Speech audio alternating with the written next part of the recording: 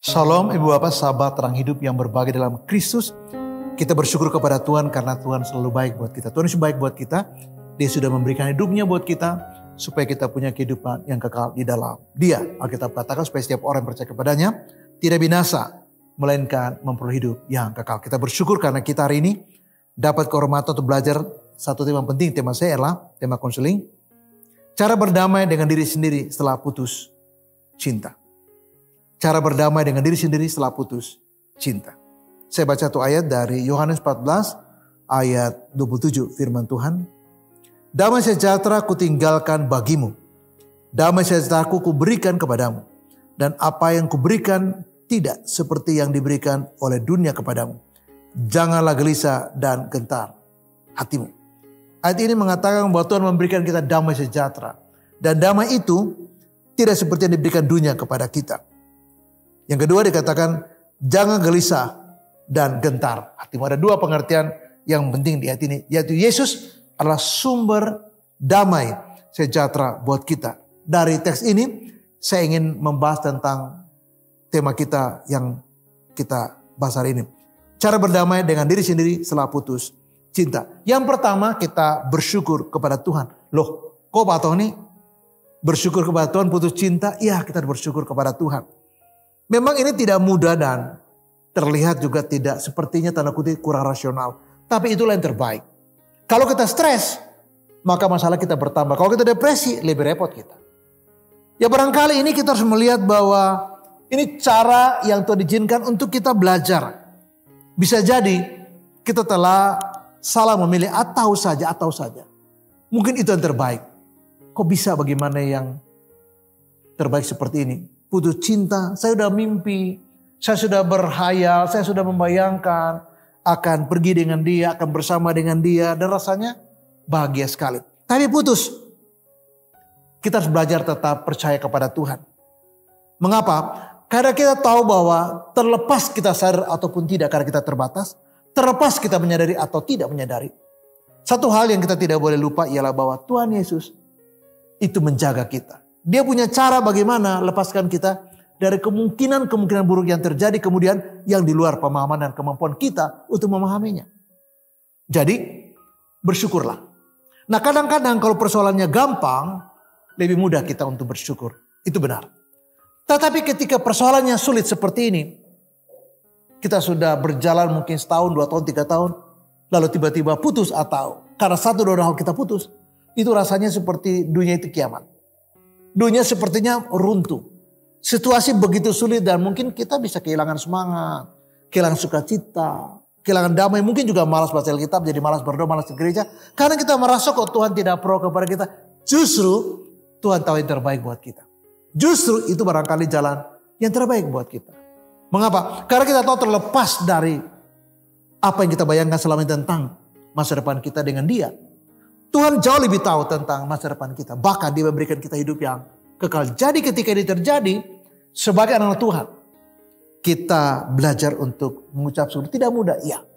Tapi ini cara yang terbaik untuk mengatasi kita supaya kita tidak tenggelam lebih dalam kepedihan, kesedihan, stres, depresi, dan mungkin hal-hal yang lebih buruk lainnya. Sebab beberapa orang yang tidak tahan dengan kesedihan, merasa dunia kiamat, memilih untuk bunuh diri, dan kita tidak boleh. Mengapa? Sebab kita harus bisa mengatasi masalah ini. Berat masalah ini iya. Tapi kita harus bisa mengatasinya. Mengapa? Karena kita tidak sendiri. Kita bersama Yesus. Belajarlah untuk bersyukur. Sebab Tuhan itu baik. Hal yang kedua ialah kita belajar untuk percaya kepada Tuhan. Ini ujian untuk kita lebih dewasa. Yakin bahwa ini untuk kebaikan kita. Yakin bahwa ini yang baik. Yakin bahwa ini benar. Yakin bahwa Tuhan punya rencana yang melampaui rencana dan prediksi kita. Ingat kita terbatas, kita tidak tahu apa yang terjadi besok. Tetapi mari kita maknai situasi yang sulit seperti ini. Yang mungkin ini bukan harapan kita atau mungkin tidak pernah timbul dalam pikiran kita. Kita sudah rasa nyaman dengan dia. Lalu harus putus. Ini seperti melampaui nalar kita. Melampaui ekspektasi kita. Dan mari kita belajar untuk berpikir positif. Apapun yang terjadi. Nah, Paulus ketika menulis surat kepada jemaat Tuhan di Roma mengatakan begini. Kita tahu sekarang bahwa Allah turut bekerja dalam segala sesuatu. Untuk mendatangkan kebaikan bagi mereka yang mengasihi Tuhan. Bagi mereka yang terpanggil sesuai dengan rencana Allah. Jadi Paulus mau bilang begini sebenarnya secara sederhana ialah. Kita harus tahu bahwa dalam Kristus Allah punya rancangan yang jauh lebih tinggi. Allah punya rancangan yang sempurna atas diri hidup anak-anaknya, atas diri kita. Sehingga ketika ini terjadi, sesuatu yang sulit diterima Allah, sesuatu yang bukan dalam harapan dan ya katakanlah kerinduan kita. Sesuatu yang mungkin seperti orang katakan mimpi buruk, Pak. Pastor tahu saya sudah sangat mencintai dia dan kami udah 3 tahun lebih, hampir 4 tahun pacaran. Dan saya merasa nyaman dan kami sudah punya rencana untuk masa depan kami. Saya juga udah pernah libur berkali-kali dengan dia. Ya. Dan merasakan kami cocok satu dengan yang lain. Kami ngobrol enak. Kok putus? Kita mulai menyalahkan dia, menyalahkan diri, kita menyalahkan orang lain, menyalahkan siapapun yang bisa kita salahkan. Dan sikap yang seperti ini justru akan menyeret kita pada kehancuran. Barangkali kita harus bangkit dan belajar apa artinya kesadaran untuk bersabar. Nah, kesabaran untuk bersabar itu adalah satu kesadaran yang bisa membuat kita kuat melewati hari-hari yang suram dan sulit. Hanya orang-orang yang dikuasai Roh Kudus yang sabar. Hanya orang-orang yang beriman pada Tuhan yang bisa menerima fakta seperti ini sebagai fakta yang baik. Sehingga di poin pertama saya bilang belajar bersyukur. Tetapi sebagai fakta yang mungkin punya nilai mendidik. Satu fakta yang dibalik itu semua, Allah sedang bekerja untuk kebaikan kita karena kasih-Nya. Tentu Allah yang tahu bahwa seperti apa nantinya akan terjadi. Allah tahu bahwa ini tidak akan baik buat kita, Dia Maha tahu. Dia harus hentikan apa yang sudah kita mulai dan itu salah. Seperti ketika Tuhan melihat orang-orang di zaman yang membangun Menara Babel, ini ujungnya nggak baik. Maka dihentikanlah proyek itu. Ada banyak kali rancangan kita, perjalanan kita pikir dalam estimasi kita ini tepat, ini akan baik. Dalam perhitungan kita, saya pasti dapat untung. Tapi Yakobus mengatakan kita tidak tahu apa yang terjadi besok. Hidup kita seperti uap, hari ini ada dan sebentar hilang, lenyap. Seharusnya kita berkata kalau Tuhan menghendaki, kita akan melakukan ini dan itu. Jadi poinnya ialah, mari kita belajar untuk bersyukur karena dalam kitab Roma tadi kita renungkan, Paulus katakan bahwa Allah turut bekerja dalam segala sesuatu. Dalam segala hal, termasuk dalam hal suka, tapi juga dalam hal seperti ini yang sulit. Ketika cinta kita diputuskan, kita harus bisa berdamai dengan diri kita, berdamai dengan Dia, dan tidak perlu ada permusuhan, apalagi dendam dan kebencian. Mengapa? Karena kita harus belajar untuk apa yang disebut dengan kekuatan bersabar. Dan itu satu kecerdasan yang harus kita miliki dalam Kristus. Percayalah bahwa ini semua akan berlalu. Apapun akan berlalu kok. Jadi marilah tetap kuat dalam Tuhan. Mungkin harus bangkit dan belajar lagi. Ada banyak hal yang kita harus belajar dalam hidup ini. Coba belajar untuk memaafkan, belajar untuk bersabar. Tadi saya sudah bilang kekuatan dari kesabaran. Percaya pada Tuhan bahwa ada rancangan Tuhan yang sempurna buat kita yang kita nggak paham. Tapi kita percaya. Mari kita belajar untuk tetap tabah. Karena ketabahan itu adalah modal untuk melanjutkan perjalanan kita ke depan. Mungkin kita harus membuat peta baru lagi. Untuk seperti apa kita harus berjalan lagi. Usai semua pengalaman yang sudah terjadi. Rasa duka, sedih, hancur karena ditinggalkan kekasih atau putus dalam sebuah hubungan atau perpacaran seperti itu. Seringkali mendatangkan perasaan yang tidak nyaman. Ya, hambar. Mungkin kita pesimis bahwa kita akan menemukan seseorang yang cocok seperti dia. Ya, mungkin kita merasa bahwa atau kita bertanya, apakah saya bisa menemukan orang yang lebih baik dari dia? Karena mungkin kita merasa bahwa dia sudah paling cocok, tapi ternyata putus. Apakah saya akan menemukan seseorang wanita yang lebih baik dari dia? Atau apakah saya menemukan seorang cowok yang lebih baik dari dia? Karena dia pun yang saya anggap baik ternyata pergi atau hubungannya akan berakhir seperti yang saya alami. Jadi bagaimana kita bisa menyadari bahwa ini semua akan berlalu kok. Tidak ada yang tetap di sini. Ya, tidak ada yang selalu abadi di sini. Hanya Tuhanlah yang abadi, yang kekal. Tapi ketika ini terjadi, barangkali kita bisa menampilkan satu kehidupan yang berbeda dengan orang kebanyakan. Ya, jangan sampai kita terlalu emosional, tenggelam dalam rasa duka, kekecewaan, penyesalan, dan mungkin ada beberapa orang ketika dia putus pacar, dia berjanji dia tidak akan pacaran lagi. Dan saya tahu ada beberapa orang seperti dia begitu patah hati dan dia ingin mengatakan kepada pacarnya bahwa kamu tahu bahwa hanya kamu cinta saya. Sehingga sekalipun kita putus, saya tidak pernah bisa mencintai orang lain lagi selain kamu. Kira-kira itu pesannya. Tapi persoalan saya adalah apa artinya itu? Dia sudah pergi, tidak adil juga buat diri kita. Kita harus menanggung salib yang seharusnya kita tidak tanggung. Ubah pemahaman kita bahwa ini sudah berlalu dan ya gak apa-apa berlalu. Kita bisa memulai sesuatu yang baru yang baik. Dan setiap hari Tuhan kasih kita hari yang baru untuk memulai sesuatu yang baru. Yang berlalu biarlah berlalu. Ini akan berlalu kok, ya sudah.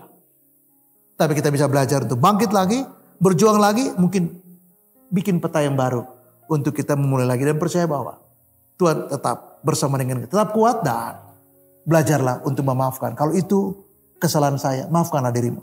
Kalau itu kesalahan dia, maafkanlah dia. Kalau itu kesalahan orang lain, maafkanlah orang lain yang kita anggap sebagai bersalah. Yang menyebabkan keretakan dan hubungan ini putus. Sebab apa? Sebab kita bisa berdoa. Tuhan buka jalan yang baru. Yang lebih baik kita tahu. Bagi kebaikan kita, tapi juga buat mantan kita. Kita bisa berdoa dan sebagai orang baru kita percaya bahwa Tuhan bisa melakukan yang terbaik buat kita. Hal yang keempat adalah cari teman-teman yang baik untuk saling berbagi dan mendukung. Penting karena kita perlu berbagi.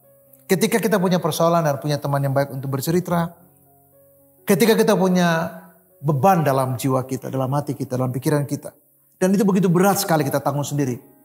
Ketika kita punya seorang yang kita percaya yang baik, teman yang baik, yang mengerti kita, yang tidak menyalahkan kita, yang bisa memahami keadaan kita, bisa dipercaya, baik juga untuk kita bisa sharing dan berbagi cerita dengan dia. Dan ketika kita bisa mengucapkan sesuatu dan orang itu mengerti kita, kita merasa bahwa kita mendapat kekuatan, kita mendapat dukungan, dan kita mendapat sesuatu yang baik dalam kehidupan kita. Mengapa?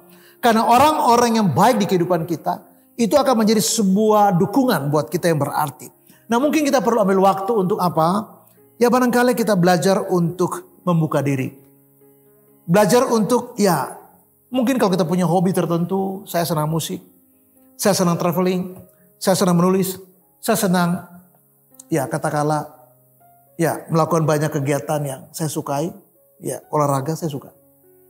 Saya juga suka membaca novel. Saya suka juga melakukan banyak hal yang seperti itu. Nah kita bisa melakukan itu untuk apa? Untuk mengisi hari-hari kita dengan cara yang efektif dan bermakna. Dengan cara kita belajar untuk ya menggunakan hari kita dengan baik dan berarti.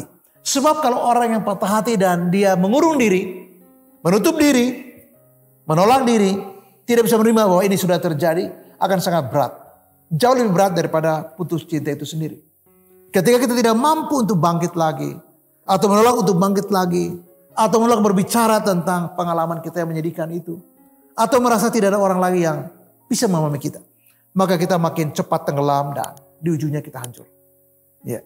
Kita begitu kesepian dan menjadi tidak lagi berarti. Hidup ini sepertinya hambar dan sepi dari bermakna. Nah untuk itu kita harus belajar untuk membuka diri. Carilah teman-teman yang baik. Salurkan hobi-hobi yang baik. Nikmatilah hari-hari ini. Tidak mudah memang. Tapi berlalunya waktu, lambat laun kita bisa menikmati hari-hari kita. Lambat laun kita bisa pulih dari kepedihan karena putus cinta. Lambat laun kita bisa melakukan hal-hal yang bermakna. Dan di ujungnya ada hasil yang baik yang kita bisa dapatkan. Ketika kita dalam situasi yang seperti itu dan mungkin kita berkarya, katakanlah kita menulis novel. Pramudia itu ya setengah lebih tahun-tahun hidupnya adalah di penjara. Tapi dia menulis begitu banyak buku, novel.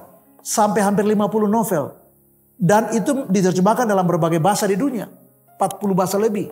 Dan kemudian paling banyak dijadikan kajian sastra.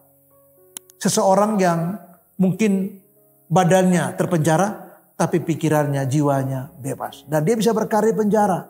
Dan bahkan seharusnya menurut hemat saya, dia mendapat Nobel Sastra karena nama yang paling dibicarakan di Dewan Penerima Nobel adalah Pramudia, ya, Anantatur. Sehingga Pram itu ada contoh yang baik dalam konteks ini bahwa situasi yang sulit tidak membuat dia berhenti untuk melakukan hal yang baik.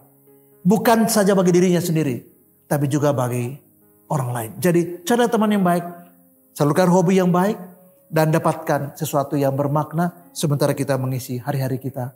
Dan itu akan membawa kebaikan buat kita dan orang lain. Hal yang terakhir menutup renungan saya mengatakan begini. Kalau itu sudah terjadi dan sudah terjadi, kita belajar untuk terima ini walaupun ini pahit dan menyakitkan. Belajarlah memaafkan dia dan juga maafkan dirimu. Kalau orang lain yang membuat seolah-olah hubungan yang retak dan putus, maafkan juga. Mengapa? Supaya jangan tersisa satu benih pun yang membuat kita hancur dalam kebencian atau kemarahan. Kekecewaan dan kepedihan yang kemudian membuat hidup kita menjadi tertekan, stres dan depresi. Bersyukurlah walaupun ini sulit. Cara teman untuk bisa berbagi, dekatlah diri kepada Tuhan. Banyaklah berdoa, ambil waktu untuk baca firman. Dan percayalah bahwa di balik ini semua ada maksud Tuhan yang indah yang kita terbatas mengerti. Tapi kita percaya. Di atas segalanya ini akan membawa kebaikan buat kita. Seperti yang Paulus katakan, Allah turut bekerja dalam segala sesuatu untuk mendatangkan kebaikan bagi mereka yang mengasihi Tuhan.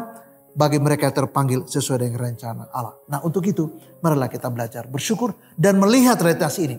Melihat dinamika hidup kita dari perspektif firman Tuhan. Terus memberkati dan shalom. Amin.